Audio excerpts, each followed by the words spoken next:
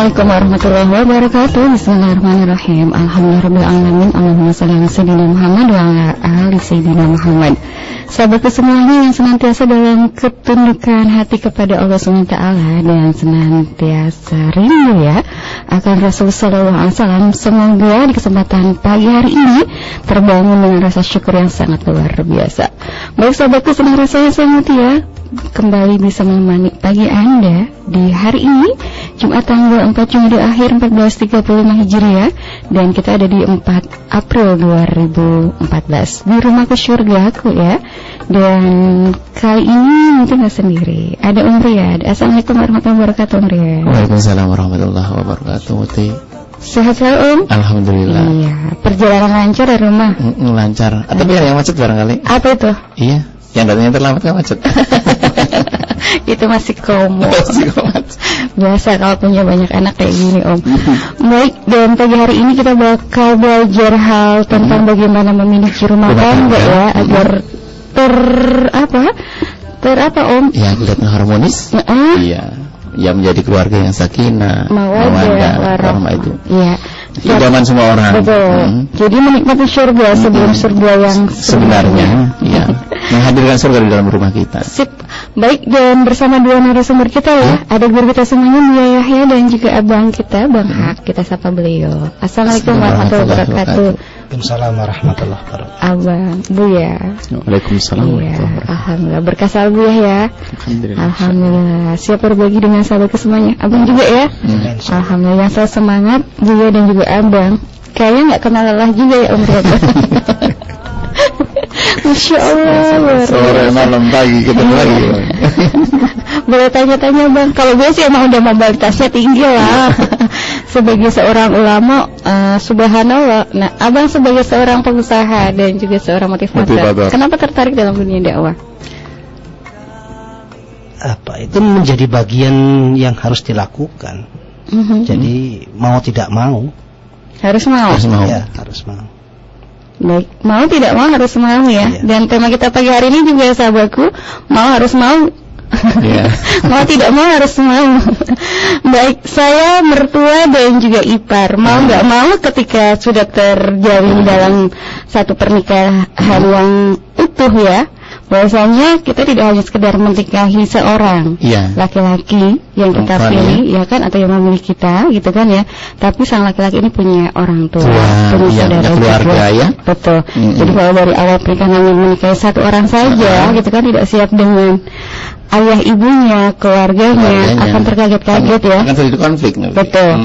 Dan menjadi fenomena Om ketika seorang istri gitu kan ya, harus kurang harmonis dengan mertuanya, kurang harmonis dengan adik ipar, kakak iparnya gitu kan. Ketika sang suaminya itu lebih konon katanya tanda kutip lebih cenderung tetap kepada sang ibunya, ayahnya, dan juga lebih mementingkan kebutuhan adik dan juga kakak iparnya. Nah, seakan-akan jadinya sang perempuan ini asing di rumah mertuanya. Harusnya kan notabene sebagai orang tuanya juga atau sang istri cemburu. Betul. Nah, agar hal ini tak terjadi, nggak ada gap ya, nggak ada pengelompokan. Aku hanya orang asing yang masuk ke dalam rumah baru, gitu kan ya. Padahal dia adalah keluarga besarnya juga. Betul. Baik. Saya mertua dan juga ipar. Pagi hari ini temanya ya di rumah ke surgaku. Baik Buya dan juga Abang, silakan Buya terlebih dahulu. Bismillahirrahmanirrahim. Assalamualaikum warahmatullahi wabarakatuh. Waalaikumsalam warahmatullahi wabarakatuh. Alhamdulillah wassalatu wassalamu ala Rasulillah Sayyidina Muhammad bin Abdullah wa ala alihi wa ashabihi wa mawalah, amma ba'd.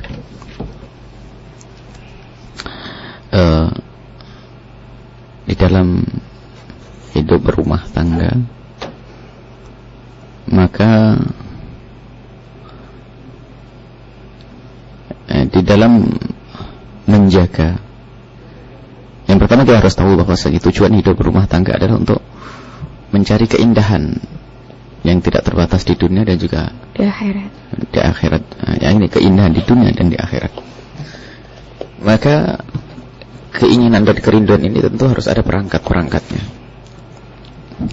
Perangkat-perangkatnya yang menopang bagaimana agar jalinan ini bisa terjalin indah, baik, hingga akhir sampai dipisahkan oleh nyawa, oleh kematian, hingga menemukan kebahagiaan selanjutnya di pada alam barzah dan nanti di akhirat. Subhanallah. Nah, maka di sini tentu yang perlu kita perhatikan sangat adalah konsentrasi ke dalam. Jadi hubungan pribadi antara suami dan istri. Iya. Memang betul dalam pernikahan tidak sendiri. Kita akan menikah dengan masyarakat. Artinya kita harus berurusan dengan mertua, ipar dan masyarakat juga. Iya. Tradisi-tradisi yang ada di situ. Tetapi untuk bisa menyikapi kiri kanan yang bermacam-macam, maka kita harus punya merapatkan barisan dulu dalam bahasa sebuah peperangan itu. Jadi suami istri ini kalau sudah hebat, kokoh, kuat, saling menguatkan, saling menguatkan. Yeah. Maka apapun, sebesar apapun badai akan mudah untuk diselesaikannya. Yeah. Ini yang paling penting. Jadi kadang menemukan seorang istri menemukan mertua yang kurang apa gitu, atau iparnya juga kurang baik, misalnya. Iya. Kurang senyum. Nah, memang kita menikah dengan anaknya manusia, bukan malaikat, ya. Tentu akan ada sifat hawa nafsu. Apalagi kebiasaan-kebiasaannya belum pernah kita temui, kadang-kadang menjadikan kita itu tersinggung, padahal itu bukan niat menyinggung, kan mungkin sekali itu. Sehingga masa proses pengenalan kan itu dalam sebuah sisi. Nah, baik. Maka di situ mungkin ada satu sikap mertua yang kurang santun, atau mungkin ipar yang kurang santun.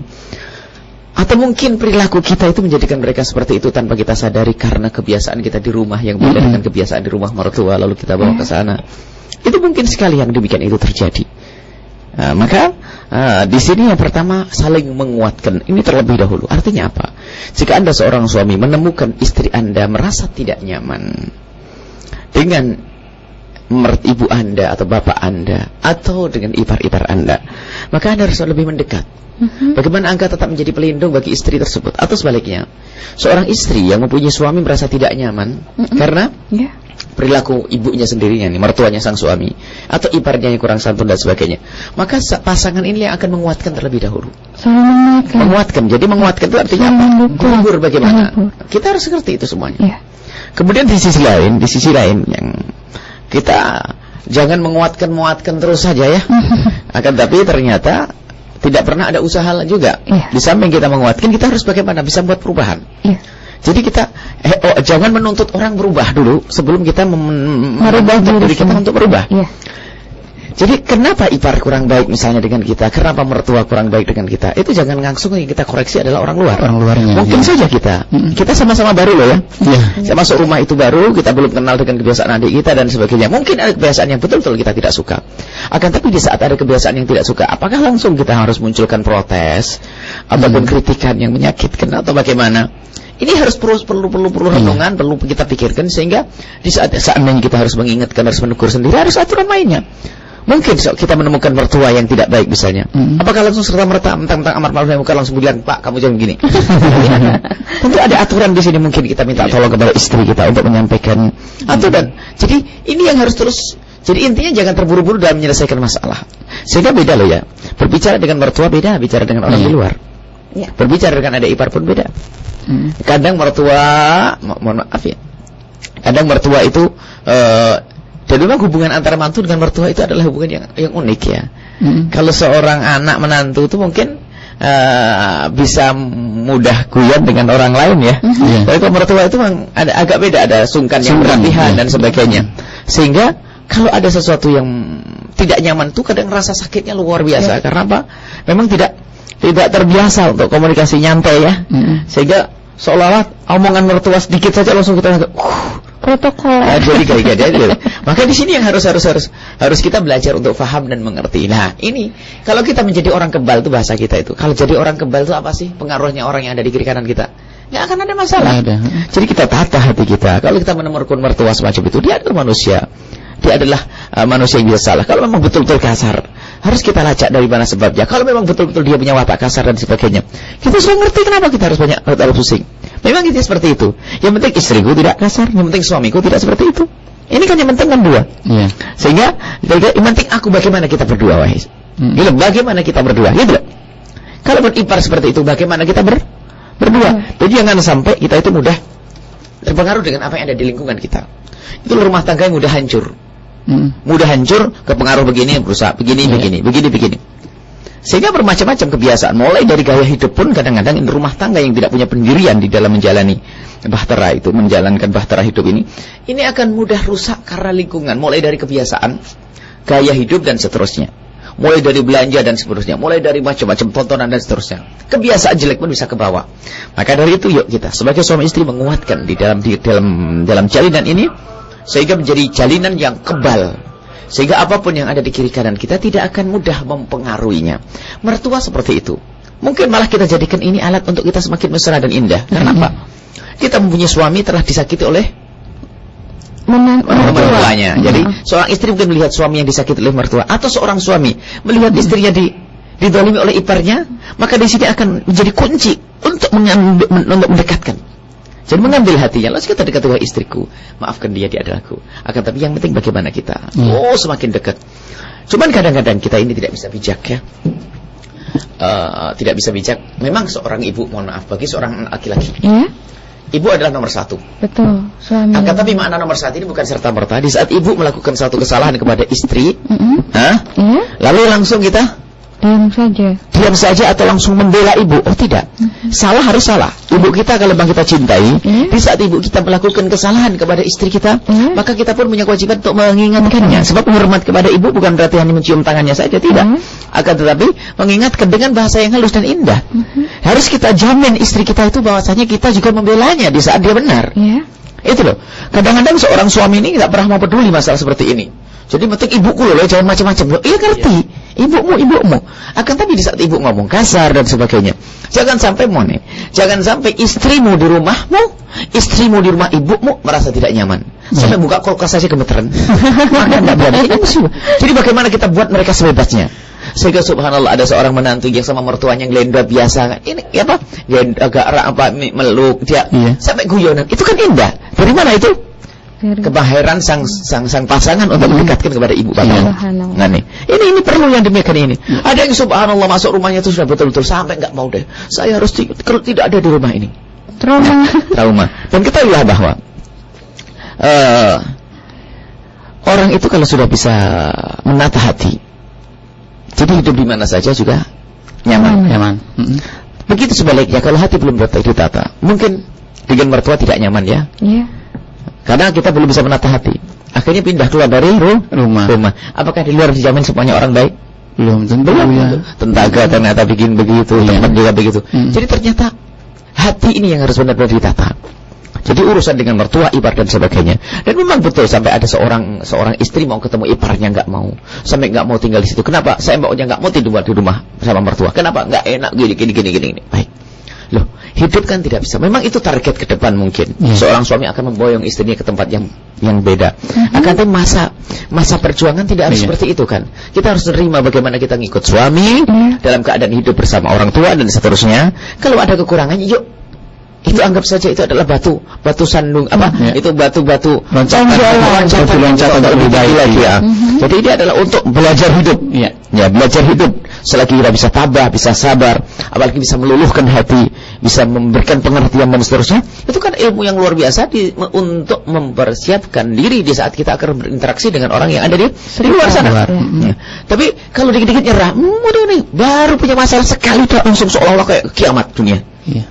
Gara-gara tidak pernah mertuanya bentak, tiba-tiba mertuanya bentak sekali, langsung kiamat gak mau pokoknya di sini. Dan memang ada satu jarak ya antara mantu dengan mertua, ini luar biasa ya. Ya biarpun tidak ada masalah pun kadang-kadang ya ada sungkan, ada ini. Mungkin kita dengan mertua kita dengan ayahnya Umi itu juga ngobrol juga ngatur saja kita. Memang enggak berani. Dan alhamdulillah tidak ada masalah gitu. Kita bayangkan jika dalam keadaan komunikasi saja susah, ada rasa sungkan dan seterusnya, lah kok tiba-tiba ada kalimat yang menyakitkan, alangkah beratnya ya kalau hati tidak ditata. Maka kembali kami tegaskan bahwa merapatkan barisan. Jadi semuanya saling menguatkan satu sisi. Kemudian setelah kita saling menguatkan, mudah. Jadi biarpun di kiri kanannya tidak membuat tidak nyaman, akan tapi ternyata suaminya tetap membuatnya nyaman, istrinya membuatnya nyaman. Di sisi lain, wahai pasangan yang baik, kalau memang Anda benar-benar menemukan pasangan Anda merasa tidak nyaman dengan keluarga Anda punya tugas. Punya tugas. Jangan hanya membela keluarga saja atau membela istri saja. Ini juga sikap yang tidak benar. Kalau Anda membela istri saja, maka nanti akan bermusuhan dengan keluarga. Membela istri saja, membela keluarga saja, maka pasangan akan menjadi lebih tidak nyaman lagi. Tapi tidak indah. Nah, kita kan punya tugas, dan seperti media, kita kan media dakwah. Bagaimana semuanya bisa baik dong? Dari pihak ke orang tua, baik orang tua kita bagaimana. Di sisi lain memang kita kuatkan sang istri, kita lain di sisi lain kita fahamkan keluarga, ada ipar dan seterusnya. Nah, jika nanti pada puncaknya misalnya ipar memang tidak bisa diajak komunikasi dengan baik, dan mungkin mohon maaf dia ngiri dengan keberadaan kita di situ atau macam-macam. Nah, karena kita sudah kuat di dalam tadi, kita tidak akan ada masalah. Memang setelah itu kita harus berpikir. Pokoknya intinya begini loh ya. Jangan sampai kita pindah dari rumah hanya karena permasalahan semacam itu. Soalnya karena permusuhan. Itu ya. Jadi jangan. Jadi memang pindah ke rumah karena kita sudah siap untuk itu. Kadang-kadang kita langsung meninggalkan rumah karena apa? Sehingga memutus tali persaudaraan jauh. Pindah dari rumah karena kita ada masalah. Ini tidak seperti itu. Jadi pindah dari rumah betul-betul kita memang sudah punya persiapan untuk bisa bukan karena itu, bukan karena gara-gara ini ayo kita pergi, gara-gara itu ayo kita pergi. Berarti kita belum belajar menata hati kita. Dan nanti insyaallah akan kita bicarakan lebih panjang lagi. Bang Hak akan menambahkan. Baik. Subhanallah, luar biasa. Ujungnya di hati ya. Di hati ya. Dan kalau mungkin abang, sahabat-sahabatku semua searching di Google gitu, ketika keyword itu dimasukkan mertua, ipar dan saya, itu kalau kita lihat pic-nya itu yang ada gambar-gambar yang tragis bang, pisau yang berdarah, yang berantemnya apa, dan banyak juga pengen-pengen tragisnya tinggal dengan mertua dan juga ipar. Ada yang jadi bawaannya tuh bete, bising dan segala sesuatu nggak nyaman seperti yang tadi Bu. Suami kerja ya kan? Di rumah nggak nyaman, akhirnya dia nanggak. Nah, yang ada di luar jadi akhirnya lebih jauh. Betul. Ada input-input yang negatif juga. Itu akhirnya kan, yang akhirnya mempengaruhi mindset. Apalagi bang, udah fenomenal kalau hal ini nggak nyaman gitu. Gimana bang? Baik, bismillahirrahmanirrahim. Sahabatku dimanapun berada, hari ini kita banyak belajar dari apa yang sudah kita lalui. Dan satu hal yang paling penting, kita menikah kepada pasangan kita itu tentunya bisa adanya pasangan kita karena ada orang tuanya. Jadi tidak ujuk-ujuk dia ada di muka bumi kan. Nah, tentunya dahulu orang tuanya, ibunya saja itu mengandung, kemudian dengan susah payah, mengasuhnya juga dengan perjuangan. Hingga pada saatnya ketika kita menikah dengan anaknya, seolah-olah mungkin sang suami merasa ini istriku, lalu kemudian orang tua merasa bahwa yang sudah aku bina, besarkan ini kemudian diambil orang gitu loh. Bisa kebayang nggak kalau saya sebagai orang tua, saya membayangkan ya, ketika saya sudah besarkan anak saya, tiba-tiba menikah, diambil gitu. Nah, ini rasa bahwa membina keturunan anak-anak, sehingga dengan ada harapan orang tua, tiba-tiba diambil sama perempuan gitu. Ada kecemburuan orang tua, khususnya ibu. Ini biasa terjadi permasalahan di situ ya. Sang ibu tuh merasa tersaingi, jealous bang. Cemburu ya. Ada wanita lain. Kok ada wanita lain yang dicintai sama anak laki-lakinya gitu. Sementara dia berharap bahwa anak putranya ini berharap bisa memberikan bakti kepada dirinya. Nah, berarti wajar ketika sesuatu yang sudah dibina, sudah diperbaiki dengan sedemikian, lalu kemudian ada yang mengambil, ada rasanya sesuatu yang hilang tuh.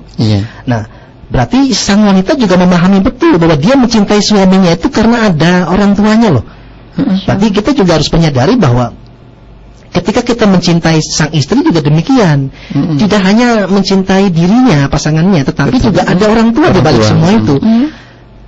Semoga ini menjadi satu pemahaman bahwa mertua itu orang tua kita juga. Itu yang harus kita pahami, bahwa kita menikah berarti tidak hanya menghubungkan antara saya dengan suami dan istri, pasangan, tetapi betul tadi Buya katakan dengan masyarakat, dengan keluarga, dengan lingkungan, dengan tetangga, apalagi nanti pada saatnya kita akan masuk dalam seperti di lingkungan yang baru. Ya, nah itu dibutuhkan kelapangan dada. Sesuatu yang baru tidak dibarengi dengan kesiapan mental, itu akan menjadikan kecil hati, lalu menganggap masalah-masalah yang kecil bisa jadi besar. Nah, semoga kita memahami dulu bahwa yang namanya mertua itu orang tua kita, gitu. Jadi fahami bahwa seseorang yang sudah menikah, dia bisa ada dan menikah dengan pasangannya itu karena dulu ada orang tuanya. Jadi hubungan saya dengan mertua itu sebagaimana seperti saya dengan orang tua kita sendiri. Gitu. Bila perlu bermanjalah di sana. Nah, nggak bisa memulainya dengan cara-cara yang singkat. Makanya ada carrier itu pembawa itu sang pasangan. Pembawa sifat. Iya, pembawa sifat. Sang pasangan ini mengajak, mengenalkan lebih baik, mendekatkan kepada keluarganya sehingga masing-masing punya tanggung jawab. Gitu. Beradaptasi gitu kan maksudnya? Iya, beradaptasi. Jadi kalau kita berada di rumah mertua, di rumah mertua, misalnya di rumah sang istri ya, misalnya nih di rumah sang istri, berarti sang istri punya kewajiban untuk lebih mendekatkan suaminya kepada keluarganya. Itu menjadi carrier, seolah-olah sang istri menjadi carrier yang menjadikan dia harus punya kesempatan untuk lebih mendekatkan. Atau sebaliknya, ketika sang istri berada di rumah sang suami, misalnya ada orang tuanya, sang suami punya kewajiban untuk lebih mendekatkan, menyatukan mereka. Tidak ada kesan bahwa saya ini kan menantu, ini anak kan beda-bedain juga. Nah, itu saja yang menjadikan satu pemahaman sehingga setiap individu yang berada dalam lingkungan keluarga adalah bagian dari bahwa dia ibuku juga, dia orang tuaku juga, dia anakku juga. Nah, memang unik.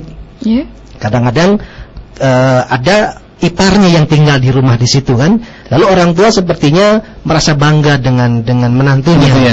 Nah, itu juga menjadi jealous. Jadi cemburu. Ah, ibu ini gimana? Aku kan anakmu sendiri loh. Nah, semoga ini bisa saling mengerti lah, memberikan pengertian yang baik.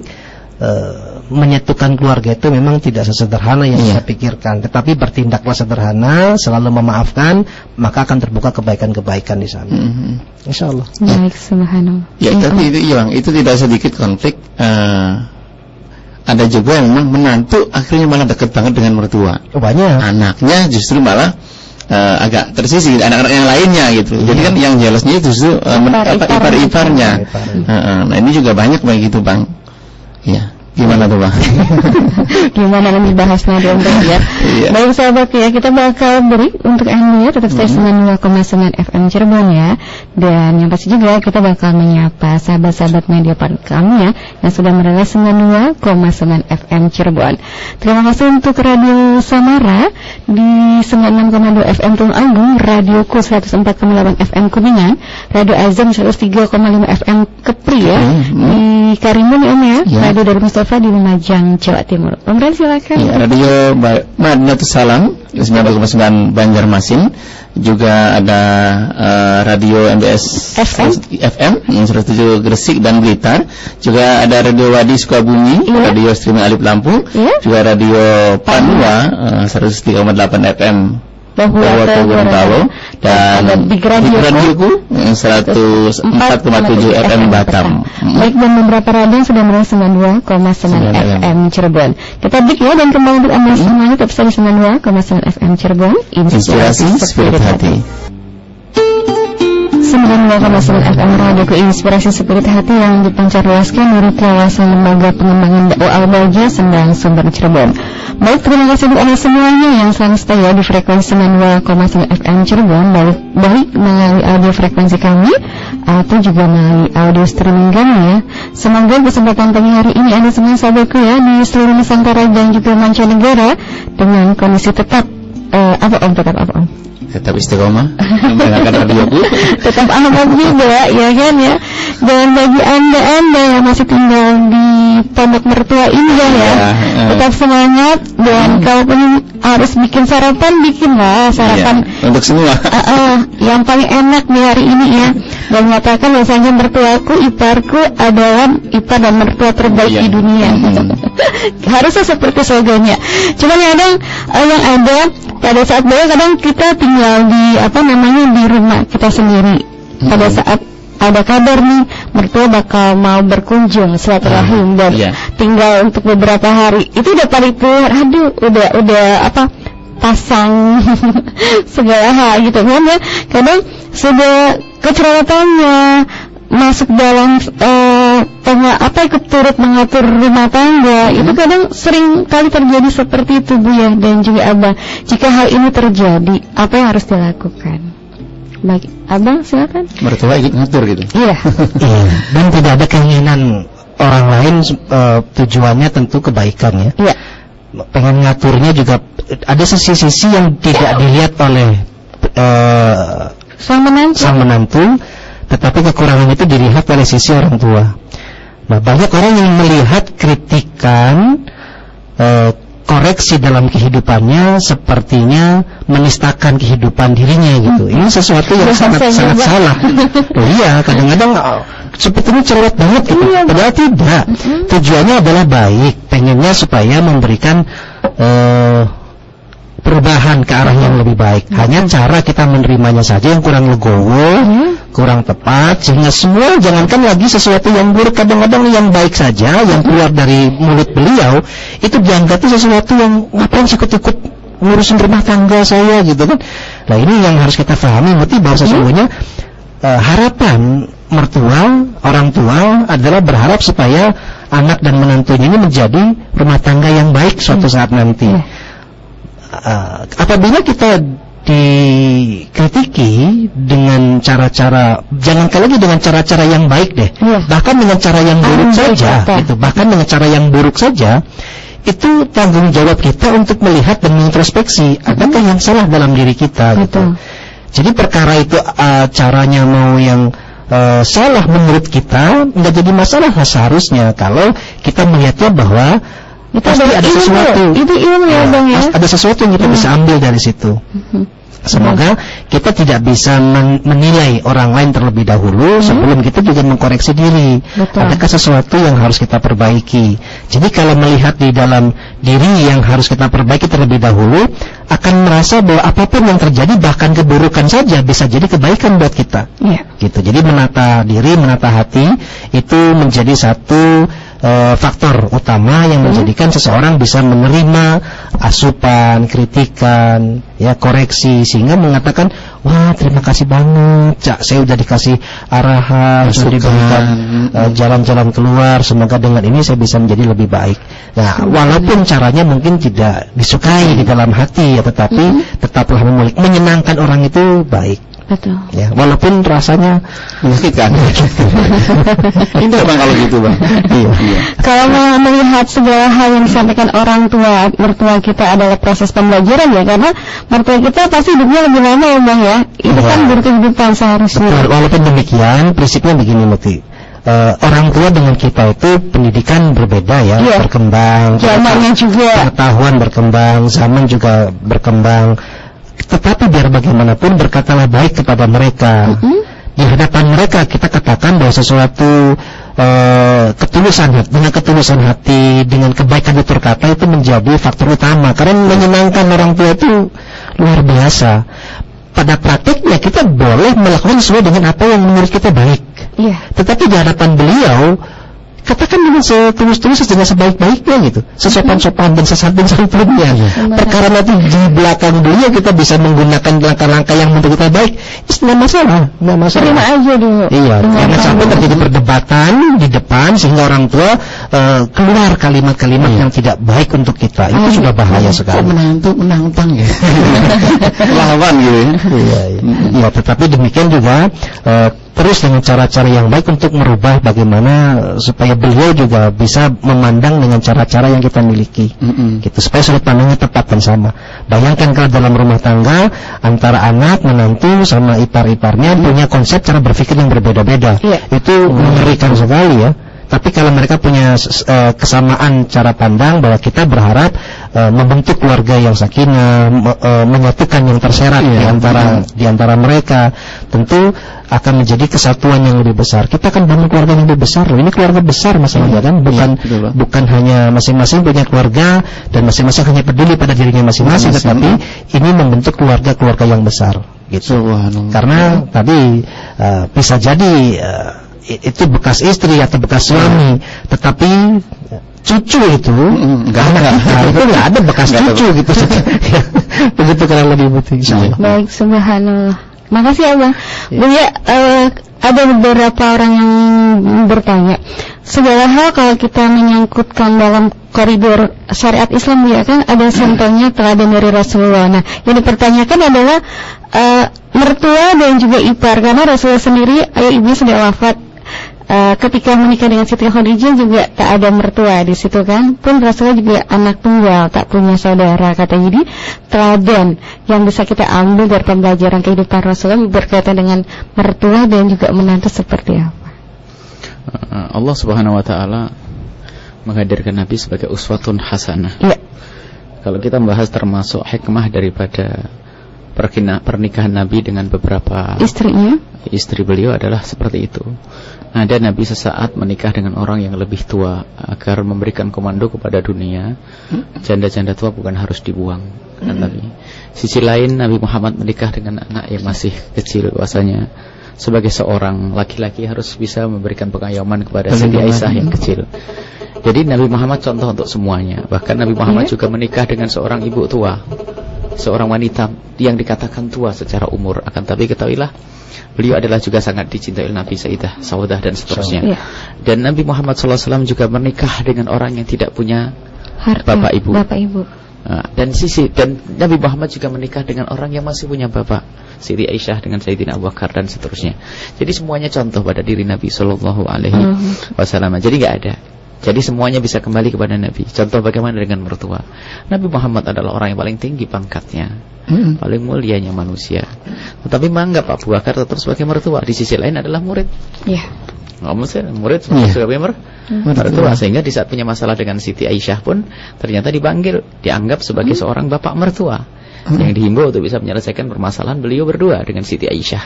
Ini adalah kisah yang sangat masyhur yang selalu kita hadirkan. Nah, di sini memang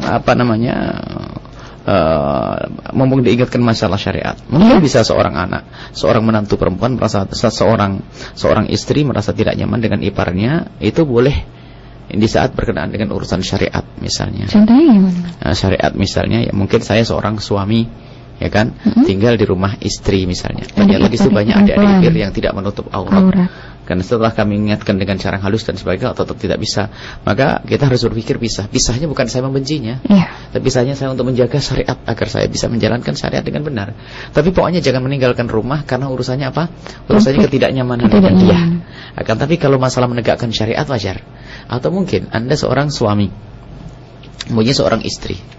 Ternyata ya karena rumahnya sangat sempit dan sebagainya, atau kamarnya pas-pasan, dan di situ Anda punya saudara laki-laki semua, sehingga yang perempuan hanya istri. Dan di saat Anda pergi sudah tidak nyaman, akhirnya Anda kan ipar diri, mungkin tidak nyaman seorang istri yang soleha. Maka di saat seperti itu bolehlah kita berpikir untuk segera pindah tempat, tapi untuk syariat.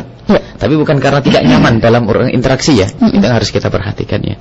Dan mungkin masih ada hal lain lagi, bahwa di dalam kita memasuki rumah tangga, rumahnya orang tua atau mertua, maka hendaknya kita itu bebas seperti rumah sendiri. Maknanya seperti rumah sendiri bukan seenaknya berbuat di situ, tapi senyaman mungkin. Jadi cawe-cawe biasa, cuci piring biasa ini. Kadang mantu kurang ajar. Habis makan, mertuanya lagi cuci piring, ditumpangi piring di atas ya. Biarpun sebetulnya tidak ada masalah, bisa saja menjadi sebab permasalahan ya. Mungkin senang, akan tapi caranya yang tidak baik menjadi tidak senang. Kok tidak punya adab sekali.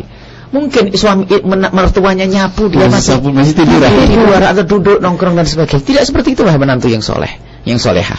Jadi bagaimana sekatan itu ambil hati. Dan itu tugas kita selagi tinggal di rumah ya. Sudah tidak bayar kan kita, ibaratnya begitulah. Bagaimana kita meningkatkan pengabdian? Lihat ibu mertua capek, ibu mertua dia tenang saja di depan televisi dan sebagainya. Apa nggak undang permusuhan? Lihat yang akan bermusuhan dengan dia macam iparnya juga akan marah karena kurang ajar. Ibunya sibuk ternyata dia nongkrong saja. Kadang-kadang tidak pernah disadari ini seorang menantu yang salah pilih ini. Kadang-kadang ini perempuan ini memang tidak peduli.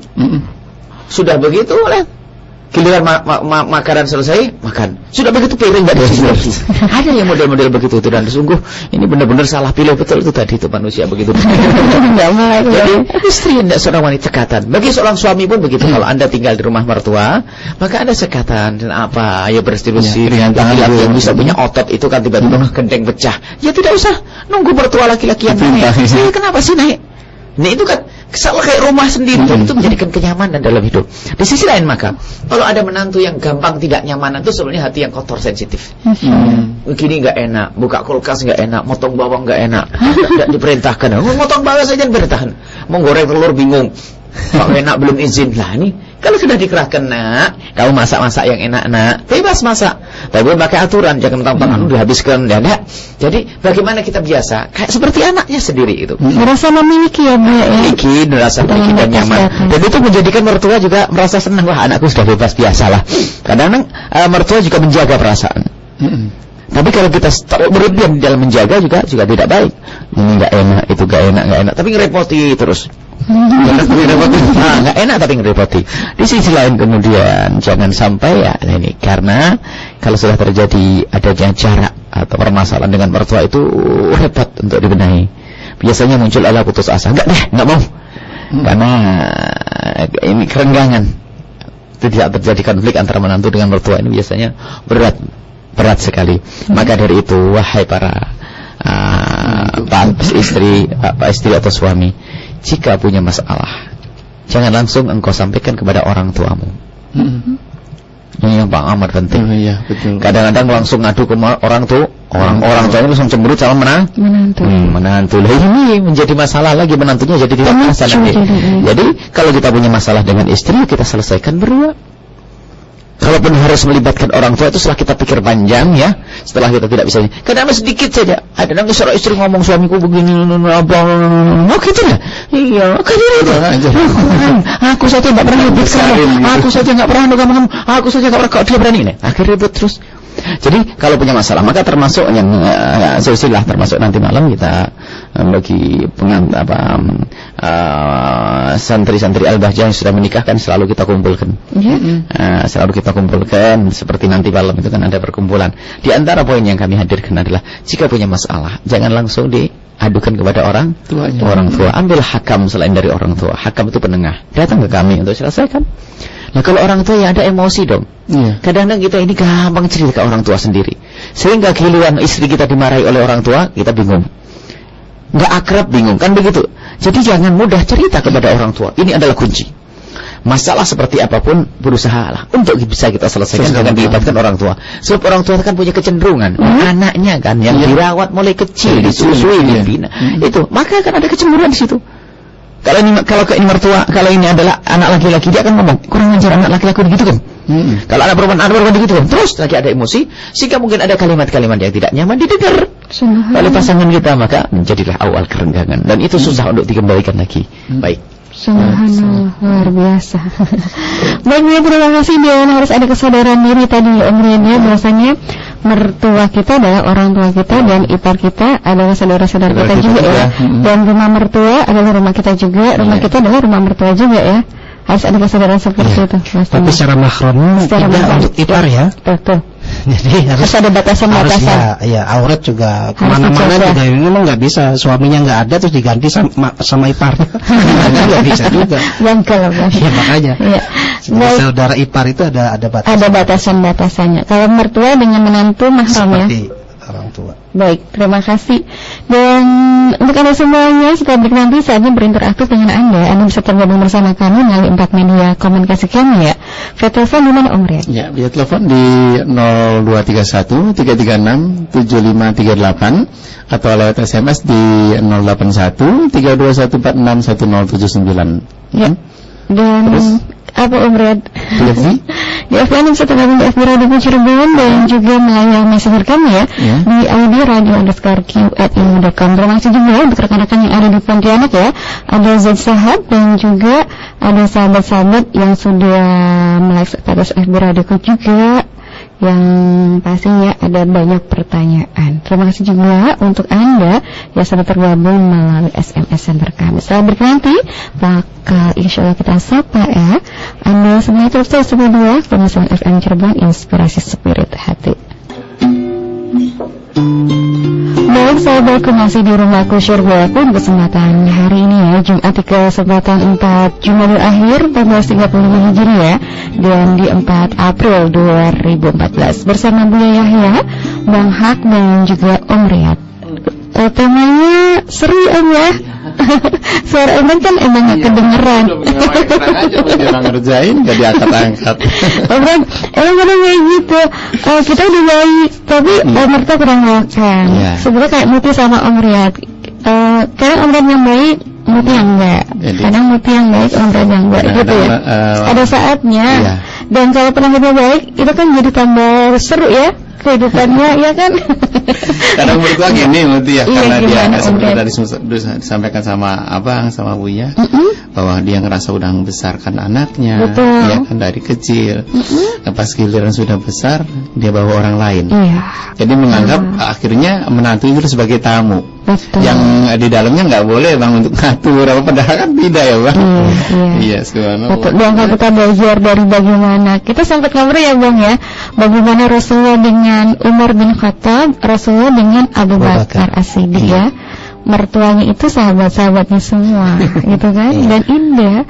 Kalau memang istri-istri Rasulullah itu tidak bertemu dengan mertua karena memang Rasulullah sudah tak punya orang tua ya, tapi Rasulullah tadi seperti yang sudah sampaikan Buya, berperilaku indah dan juga pastinya menikmati keharmonisannya bersama mertua-mertuanya. Dan Abang juga bilang tadi bahasanya mertua kita tuh sahabat kita, mertua kita adalah orang tua kita. Seperti bagaimana Rasulullah indahnya dengan Abu Bakar As-Siddiq dengan Umar bin Khattab. Seperti itu ya Bang ya. Betul. Baik, kita lanjutkan lagi nanti masa ini sambil ngopi. Sekarang saatnya interaktif bersama Anda sahabatku. Silakan dua penelpon bagi Anda yang tergabung bersama Abang dan juga Bang Buya ya di kesempatan pagi hari ini. Anda bisa tergabung di 0231 336 7538 untuk tema kita saya, mertua, dan juga ipar. Ya, baik, dan ada beberapa pertanyaan sudah tergabung banyak banget di FB Radio Cirebon serta di mana Om Riyad? Di SMS Center ya. Dan jika siapa yang tergabung via telepon terlebih dahulu, silakan Anda bisa tergabung di 0231 336 7538. Kita sapa ya. Assalamualaikum warahmatullahi wabarakatuh. Waalaikumsalam warahmatullahi wabarakatuh. Baik. Terima kasih, kita berselawat. Allahumma sholli ala sayyidina Muhammad wa ala ali sayyidina Muhammad. Allahumma sholli wa barik alaihi wa ala sahbihi. Dengan siapa di mana? Dengan Ibu Yuni dari Depok. Ibu Yuni Depok. Depok Cirebon? Iya, Depok Cirebon. Tetangganya Abang. Tetangga Abang. Sehat Ibu Yuni ya? Alhamdulillah sehat. Baik, Ibu Yuni silakan bersama Bang Hak dan juga Buya. Ya, assalamualaikum warahmatullahi wabarakatuh Buya dan semuanya aja. Waalaikumsalam warahmatullahi wabarakatuh. Buya yang dirahmati Allah, bagaimana ya doa yang kita panjatkan supaya kita tuh dapat menantu yang soleha tuh Buya. Ya, soalnya saya kan tadinya anaknya 3 ya, perempuan 1, laki-laki 2. Yang perempuan udah meninggal dunia, jadi sekarang kan tinggal laki-laki aja 2 gitu. Idaman semua mertua ya. Gitu menantu soleha. Assalamualaikum warahmatullahi wabarakatuh. Waalaikumsalam warahmatullahi wabarakatuh. Ini unik ya Om ya. Doa dulu biar mendapat menantu yang soleha. Baik, satu penelpon yang kita sapa ya. Baik, assalamualaikum warahmatullahi wabarakatuh. Halo. Baik, bisa lebih dikeraskan volume suaranya, Ibu? Halo? Halo. Iya. Silakan Ibu dikeraskan suaranya. Sudah diterima Ibu? Sudah. Iya, dengan siapa di mana? Dan hamba Allah. Hamba Allah, baik. Di Cirebon ya, Bu ya? Ya. Kita berselawat dulu Bu. Allahumma shalli ala sayyidina Muhammad wa ala ali sayyidina Muhammad. Allahumma shalli ala sayyidina Muhammad. Baik, silakan bersama Bang Hak dan juga Ibu ya untuk tema kita pagi hari ini. Ada perempuan yang minta ini andai dilamar nanti tolong saya dibawain macam-macam itu apa yang sedang terjadi ke umat di daerah tertentu.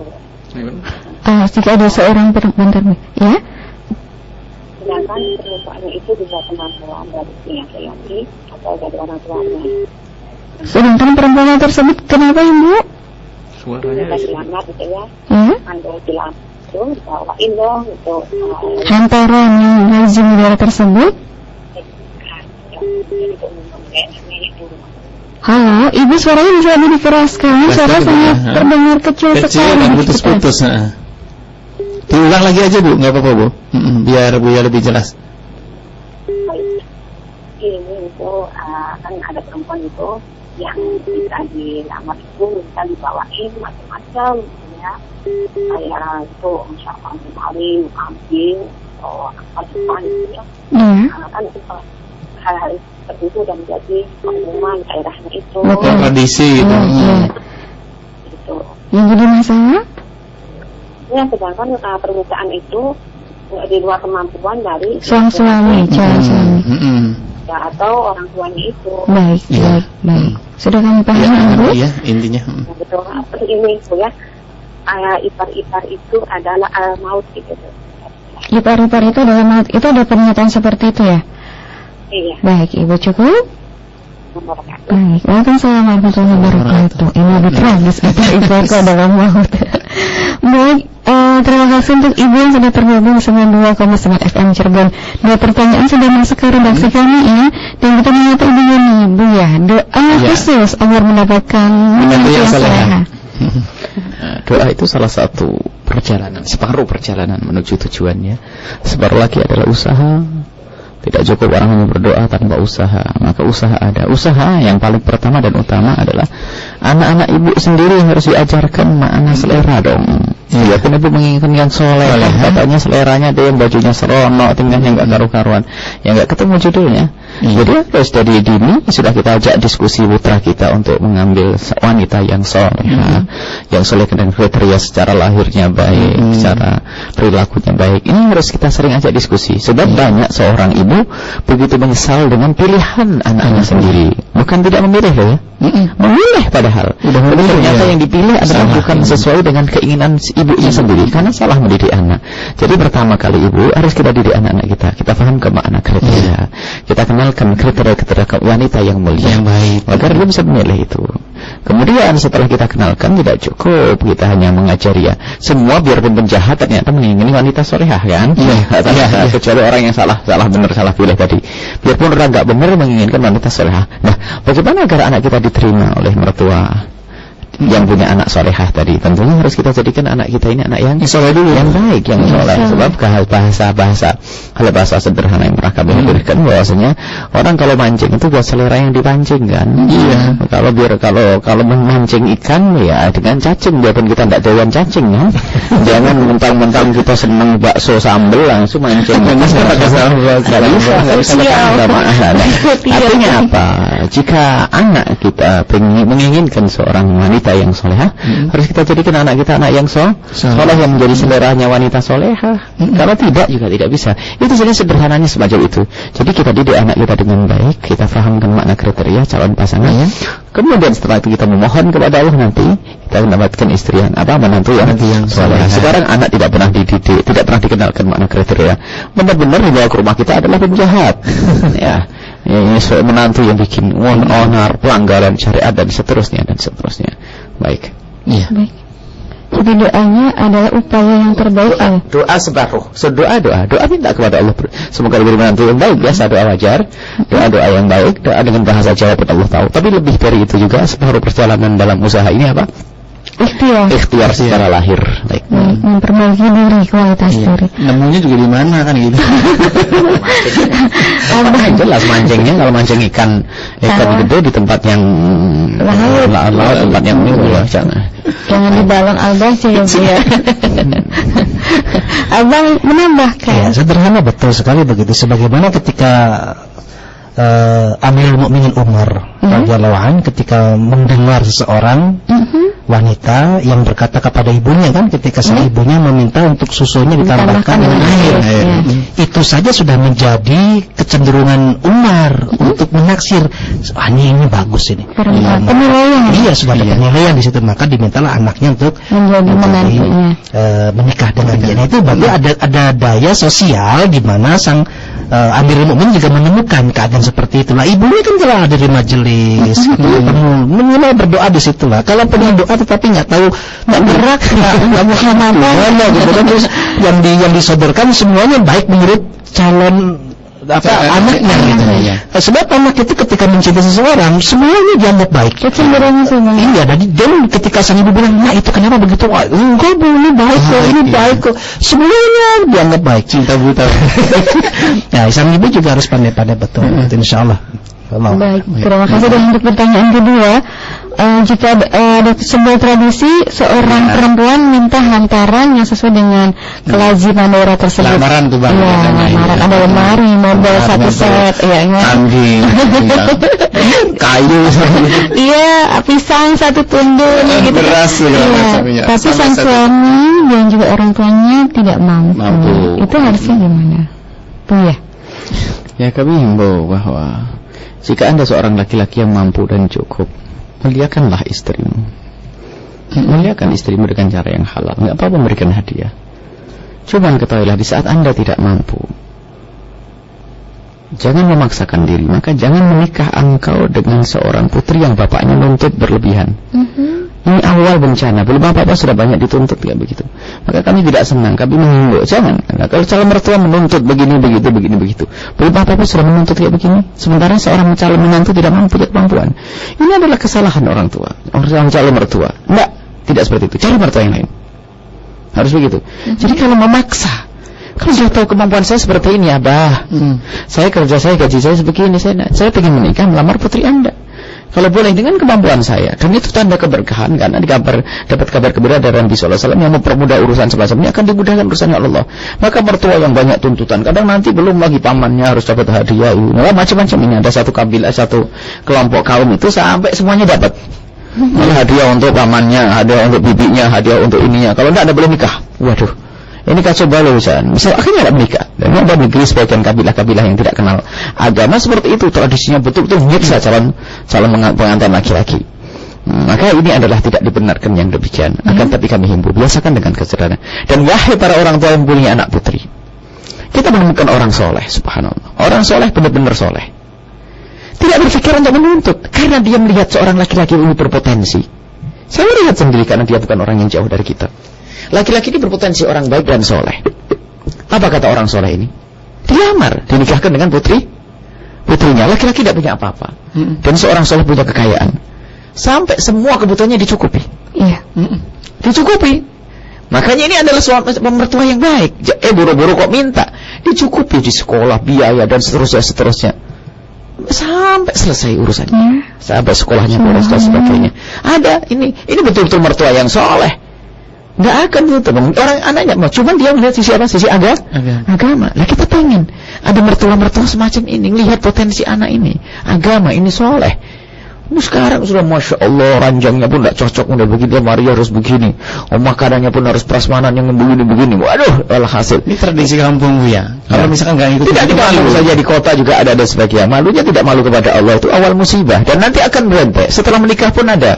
Kamu bikin rumah dulu, motormu kok jangan begitu, habis. Karena sudah model menuntut. Maka kalau Anda punya calon mertua semacam itu, mending dibatalin saja. Ini hakikat. Karena awal kehancuran ini, cari mertua yang gampang, Jangan hanya karena cinta, kau akan menjadi budak nanti. Kenapa? Tidak seperti itu. Maka wahai para orang tua, permudah urusan pernikahan. Kalau tidak terjadi perzinahan. Sampai ada orang berkata, kenapa kamu tidak segera menikah? Buya, saya harus menyiapkan untuk biaya resepsi pernikahan begini. Innalillah. Dan kamu sudah ingin menikah? Sudah, ini tunangan sudah berjalan 3 tahun. 3 tahun, apakah tidak ini memberi celah bagi setan untuk berzina? Na'udzubillah, SMS-nya sudah bangkitkan syahwat dan sebagainya. Ini adalah satu kedunguan bagi orang tua. Permudah, tapi ingat wahai para kaum anak muda laki-laki, jika Anda mempunyai, hormati. Memberi hadiah, apa sih salahnya? Hadiah untuk siapa? Untuk istri, keluarga istri. Tapi jika tidak mampu, jangan memaksakan diri. Memaksakan hutang-hutang untuk resepsi dan sebagainya. Bulan madunya seminggu, setelah itu mikir utang. Mending seminggu, Bu ya, sehari. Yang ditinggalin justru orang tuanya punya utang, Bu ya. Allah kadang maksa, tidak semacam itu. Permudah pernikahan. Dan kita pun, Anda kalau punya anak perempuan, saya kalau punya misalnya kita kan anak perempuan, kalau ada orang berpotensi, akan saya ambil sendiri orang-orang soleh, orang-orang mulia. Tidak pernah berpikir bagaimana ini Rasulullah itu menikahkan putrinya dengan Imam Ali. Apakah karena kekayaannya? Tidak. Apakah dibebani Imam Ali? Tidak. Semampunya Imam Ali bin Abi Thalib, semampunya. Bahkan ternyata Nabi juga mempersiapkan tempat tidurnya untuk Siti Fatimah Az-Zahra. Dia pun sangat sederhana, disiapkan baju pengantin untuk Siti Fatimah Az-Zahra. Gak ada masalah kita mempersiapkan untuk putri kita sendiri. Jangan menuntut kamu harus begini. Enggak. Tidak baik. Ini adalah jangan, tidak benar itu semacam itu. Itu tradisi yang salah, tidak boleh diikuti. Makanya kenapa di Al-Bahjah ini ada kita buka pernikahan itu. Biarpun orang kaya, biasakan dengan kesederhanaan. Kalau kebanyakan duit, kasihkan fakir miskin sana. Nikah ala keadaan. Jadi gak ada beda. Tanpa orang kaya, orang melarat sama pernikahan di sini. Yaitu nikah, bismillahirrahmanirrahim, angkah tukar salatu, kemudian ada resepsi ala keadaannya. Kemudian setelah itu lihat, kalau ada uang digunakan untuk apa? Untuk sedekah, untuk modal dan sebagainya. Jangan sampai beli sesuatu yang tidak ada guna. Kadang sudah ada lemari, harus beli lemari lagi. Insyaallah. Tempatnya nggak ada. Baik. Cukup Bu ya. Terima kasih, Abang ikut menambahkan. Ya sudah itu sudah sangat cukup. Sudah sangat cukup, Masya Allah. Baik, terima kasih. Dan kita menunggu sahabat yang tergabung via FB Radioku ya. Sahabat kita yang ada di Pontianak. Assalamualaikum warahmatullahi wabarakatuh. Allahumma shalli ala Muhammad wa ala sayyidina Muhammad.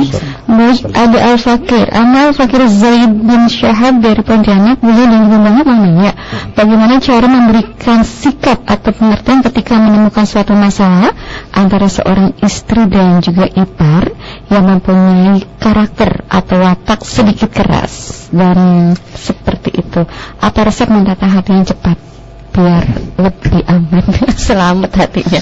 Antara istri dan ipar berarti ini. Iya. Satu hal yang penting itu, hasibu anfusakum qabla an tuhasabu.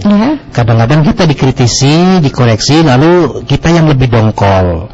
Bisa jadi kekerasan mereka itu karena kita sendiri yang keras, ya. Jadi kadang-kadang kuman di seberang lautan nampak gitu, gajah di pelupuk mata tidak kelihatan. Nah itu dulu yang pertama, sehingga kita tidak menyalahkan orang lain terlebih dahulu. Apabila kita mengatakan bahwa masalah itu ada di luar kita, maka sebetulnya kitalah masalahnya. Iya loh, harus itu menjadi kaidah.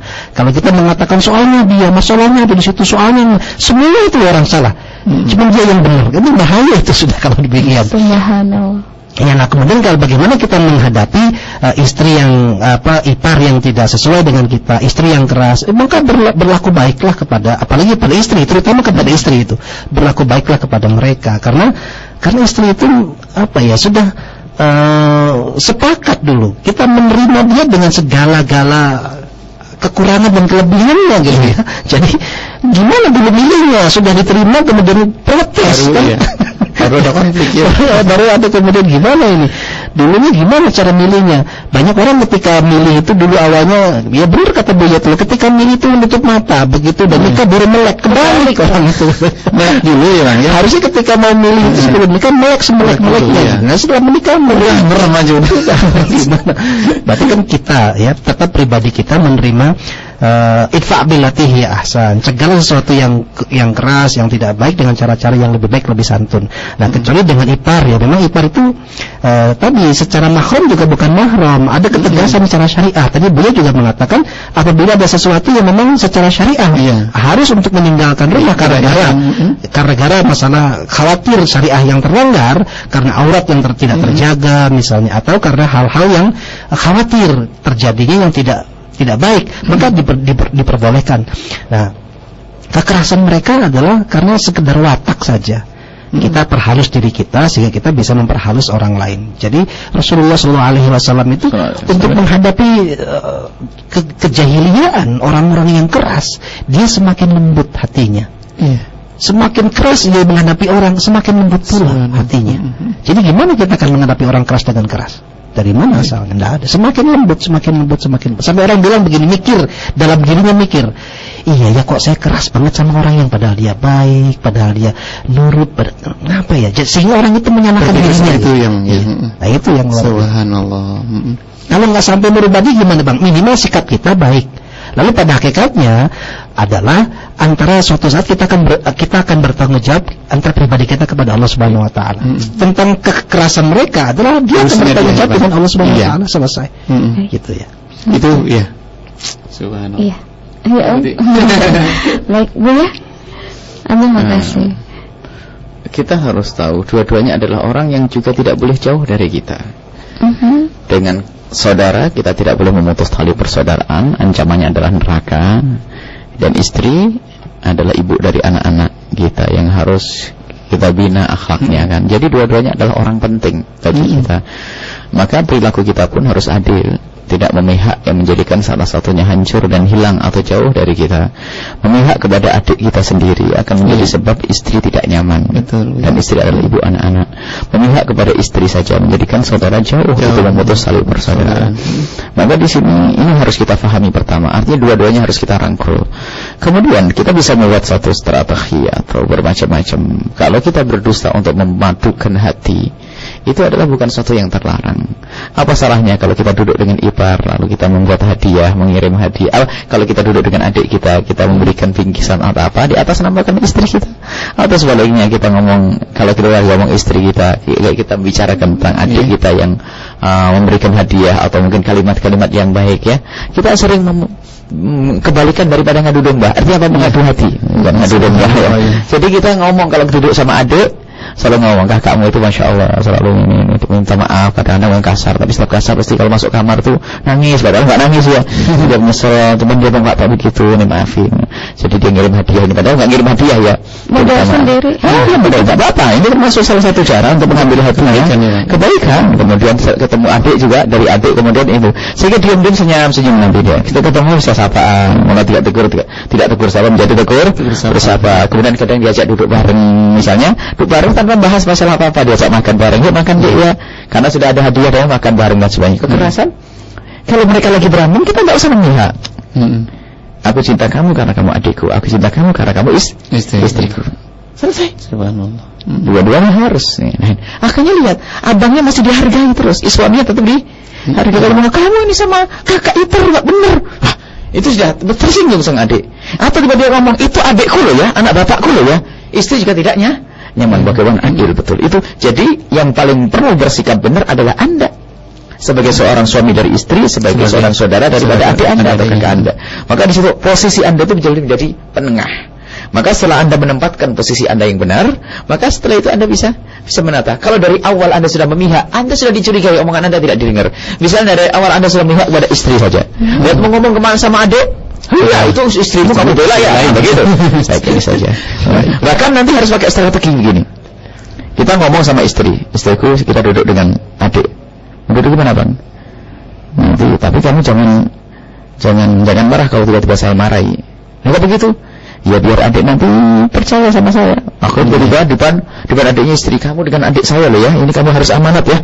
Ini adikku loh ya, jangan macam-macam lah. Rupanya sudah kong kali dengan istrinya tadi. Istrinya dimarahi, tatanya apa? Tujuannya untuk mengambil hati sang adik itu kan. Ini bisa saja begitu. Jadi adiknya merasa, abangku juga masih memihak kepada sang. Setelah itu istrinya pergi dirangkul. Dek, Itu memang, makanya abang kalau marah-marah bener ya, lihat istri sendiri tetap saya marahi, maka kamu yang baik dengan kakakmu. Sudah saya marahi, kamu yang baik ya. Kan waktu kalau kita marahi istri itu kan poin ya. Bagi sang adik dimarahi lah. Nanti coba itu kita rangkul sang adik, kita dekatkan, coba kamu minta maaf ya, sudah saya marahi, jangan sampai kita jauhi. Jadi ada bermacam cara lah. Baru Anda hebat sebagai penengah yang sesungguhnya. Penengah yang luar biasa ya. Jadi sandiwara itu perlu skenario juga ada. Kebaikan kan ya, semua kebaikan. Seperti baik, dia cukup abang, dan kita menuju Anastanur Anur Riring ya, 2 dari FB, 1 dari SMS nanti ya. Assalamualaikum warahmatullahi wabarakatuh. Allahumma shalli ala Muhammad wa ala sayyidina Muhammad. Allahumma shalli berkali. Semoga kita semua dalam rindu Allah SWT. Amin ya rabbal. Beliau Bang Hak dan juga semuanya, saya mau bertanya, bagaimana cara menata hati kita ketika kita berbuat baik kepada mertua atau ipar bukan karena mereka keluarga pasangan kita, sehingga kita takut di mata mereka kita kurang baik. Nah, agar tetap terjaga niat kita hanya untuk beribadah kepada Allah SWT, dan bagaimana jika kita menemukan kesalahan pada mertua dan juga ipar, apakah harus kita sampaikan kepada suami? Baik, Bang Hak? Iya, itu tadi sudah sangat jelas dan gamblang ya sebetulnya. Jadi bagaimana kita mendudukkan fungsi diri yang menjadikan kebaikan, tidak hanya mengkompori kepada hal-hal yang tidak baik, tetapi juga harus membakar orang untuk mau berbuat baik. Gitu. Membakarnya untuk berbuat baik. Iya. Mengadu hati. Iya. Kalaupun upaya kita berusaha untuk baik, kemudian bagaimanapun mereka menerima, tetaplah berbuat baik. Kita upayanya pengen baik tadi itu. Kemudian bagaimana sikap mertua, sikap ipar, sepertinya tidak melihat niat-niat kebaikan kita. Tetaplah berbuat baik, jangan berhenti gitu. Habis gimana dikirimin dia bangun enggak enak, udah berhenti saya ngirim. Jangan gitu. Tinggal bagaimana tadi ya, kata Buya juga strategi lah di situ. Pas suaminya atau istrinya yang menjadi keluarga yang anak kandungnya itu mendekatkan diri. Gitu ya, sebaik-baik itu insyaallah. Masyaallah. Baik Bu ya. Jika kalau ada kesalahan bisa dilakukan. Jadi cara pandang gini ya. Kalau ini anak kaidah umum ya, bukan saja kepada ipar atau mertua ya. Kalau kita melihat orang lain melakukan sesuatu yang kita anggap salah, jika urusannya urusan pribadi, bukan urusan dengan Allah ya. Kalau masalah zina ini kan dosa kepada Allah. Kalau dengan pribadi kita, itu yang perlu kita tengok. Jangan-jangan model hati kita yang sensitif, gampang tersinggung. Jadi bukan salah kita anggap salah. Ini hati yang mudah tersinggung sendiri bisa menganggap semuanya salah. Ya kayak tadi yang kami jadi. Jadi kadang orang itu melihat orang lain jadi salah semuanya. Seperti suatu ketika ada orang datang ke dokter, Bang Haknya. Perutnya sakit. Bukan ya, waktu kayaknya suruh nyentuh kepalanya sakit ya, itu sakit ya. Semuanya sakit. Setelah diperiksa sama dokter ternyata jarinya sakit. Yang sakit jarinya sendiri, lupa diperiksa. Jarinya itu jari kena canteng. Sampai sakit semua. Jadi kayak begitu. Jadi yang sakit dirinya, sehingga semua orang dianggap sumber masalahnya dirinya. Orang mertua ngomong benar, kadang-kadang memberikan masukan katanya ikut campur, ya kan? Biasanya ya sering kalimat ikut campur. Gimana Bu ya kalau mertua saya ikut campur? Nah, ntar dulu nih. Jangan-jangan bukan ikut campur membantu. Jangan ikut campur yang diterima duitnya. Kalau berikan nasihat nggak mau, ini nggak benar ini. Nggak ngasih bantuan duit kan ikut campur juga. Kan senang juga. Malah enak ya Bu yang bantuin. Mestinya dikasih pendapat itu. Dikasih pendapat bilang ikut campur. Dikasih masukan ikut campur, kasih duit diam ya. Jadi semuanya kita terima masukan orang yang menginginkan kebaikan. Nah, yang perlu kita tata hati kita, jangan sensitif lah. Kemudian saya kira, jika ternyata benar-benar mereka melakukan salah, ngomong kasar, tiba-tiba negur kita dengan cara yang kasar. Itu pun jangan serta-merta menyalahkan dia. Jangan-jangan kita yang dulu sudah ditegur pertama kedua tidak paham kan. Jadi kita perlu koreksi lagi. Kalau ada orang perilakunya tidak baik dengan kita, maka jangan disalahkan kita. Mohon maaf, ini sederhana. Kenapa preman di pinggir pasar itu kok ganas dengan kita? Karena gaya kita itu gayanya kemerinding gaya saja tim. Apa itu? Tanya kepada preman, Pak, jalan ini mana? Kan dia bakal marah. Coba Anda pakai kopiah putih, Assalamualaikum, Pak, rumahnya ini mana? Biarpun preman bakal ngasih tahu yang benar. Jadi kita ini sendiri.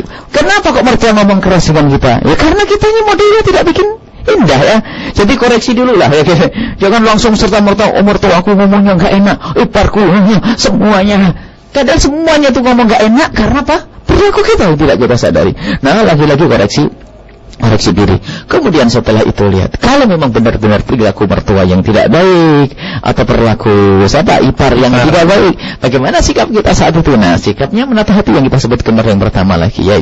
Yang penting kita bahagia wahai suamiku. Gitu saja. Yang penting kita bahagia istriku. Adapun ibu saya memang keadaannya seperti itu, maafkan dia. Jangankan dengan kamu, dengan saya pun seperti itu. Yuk kita nata hati. Biarkan beliau ngomong apa saja, yang penting kita tidak buat kesalahan. Jadi kita besarkan hatinya. Jangan malah ditakut-takutin. Dulu nggak pernah kok, tiba-tiba kok begini, kenapa sih? Enggak, itu menjawab saya. Jadi yuk kita sekarang sabar-sabar saja. Jadi kita menata bareng-bareng gitu. Mbak sinetron ininya ya. Baik, cukup ya. Dan sebagai pertanyaan terakhir sekaligus menjadi clue kita dari sudut syariat beliau. Assalamualaikum warahmatullahi wabarakatuh. Baik, ada seorang teman saya perempuan memiliki seorang kakak ipar laki-laki. Ada temannya. Temannya itu perempuan, punya kakak ipar laki-laki, dan kakak ipar ini dia sering mencium teman saya dan sangat dekat sekali dengan teman saya tersebut dan seperti sudah menjadi keluarga. Emang tradisi yang terjadi di masyarakat kita haram, tidak diperkenankan. Bersalaman pun tidak diperkenankan, buka rambut, aurat pun juga. Tetap ipar adalah mahram. Itu yang ditanyakan ibu tadi adalah hadis. Itu hadis Nabi sallallahu alaihi wasallam. Ipar adalah sebab kematian, maksudnya kematian akhirat. Maut itu kehancuran di situ. Jadi ipar itu karena tanpa tidak sadari terjadi naudzubillah. Terjadi dari zina, terjadi macam-macam itu tanpa disadari. Maka alhamdulillah, karena kedekatan, nggak ada orang tidak ada yang tahu apa terjadi di rumah. Lawan iparnya kan, orang di luar kan tidak curiga. Apa yang terjadi di dalam rumah itu sendiri tidak tahu. Makanya alhamdulillah itu adalah termasuk dikatakan ipar atau yang semacam itu, atau anak-anak paman, sepupu dan sebagainya, itu anak sepupu. Itu tidak ada orang yang mencurigai kan? Karena ada anak sepupu, tidak ada masalah. Kalaupun berzina siapa yang tahu? Kan gitu. Tapi kalau tetangga masuk rumah kan ketahuan. Makanya yang dikatakan ibu tadi pertanyaan, alhamdulillah maut itu betul. Itu ada sabda Nabi sallallahu alaihi wasallam. Jadi ipar, sepupu itu adalah maut, maksudnya sebab kehancuran yang tidak disadari kalau tidak hati-hati. Berkenaan dengan urusan syariat, mahraman. Makanya tempat tidur harus benar dan sebagainya. Masya Allah. Kadang-kadang ditinggal pergi oleh suami, ada istrinya dengan adik iparnya. Subhanallah, syaitan berbicara. Betul. Allah akbar, na'udzubillah. Dan dosa yang amat dosa. Kalau orang berzina dengan orang di luar sana adalah dosa, tapi kalau zina dengan orang-orang dekat adalah dosa di atas dosa. Baik. Subhanallah. Berarti mahramnya itu mesti diperhatikan. Oh iya, mahram tidak boleh buka rambut di depan adik ipar, kakak ipar. Salaman juga tidak. Iya. Yang boleh kan cuma suami aja. Berduaan juga haram. Kakak iparnya tidak. Adik ipar. Apalagi sampai mencium dan sebagainya tidak. Kadang itu sih Bu, pas rumah Idul Fitri kan bukan budaya, bukan syariat Nabi sallallahu alaihi wasallam. Baik, cukup Bu. Abang, kemudian kita langsung masuk ke clue dan juga langsung ditutup dengan doa keberkahan. Doa semoga Allah menjaga kita, mertua, ipar, keluarga, diberi kita keindahan dalam rumah tangga. Semua yang berjuang di tempat ini berhak muti.